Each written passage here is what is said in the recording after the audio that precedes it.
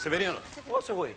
Você não viu uma piranha aí carregando minhas coisas, não? Tá carregando tudo, Severino, geladeira, fogão... Meu irmão, carregou tudo. joia. Minha panela de som, minha TV de plasma 42 polegadas, viu, não? Piranha com TV de plasma? É. Isso. Não, eu vi uma pessoa saindo com a TV de plasma, mas não era uma piranha, não. Ah, como é que você sabe, Severino? Que era um homem. Um homem com... É, o seu Rui era um negão.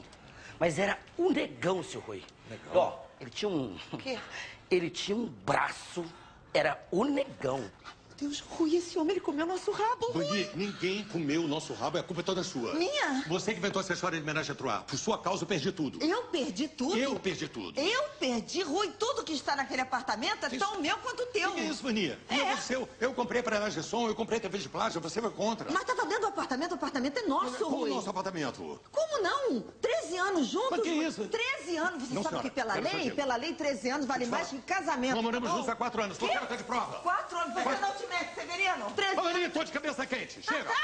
Cabeça quente, olha aqui, ó. Pra estrear tua cabeça, ó. Tá maluca, é? Tá maluca? Não me chama de Tá maluca? maluca. Chama maluca. Para!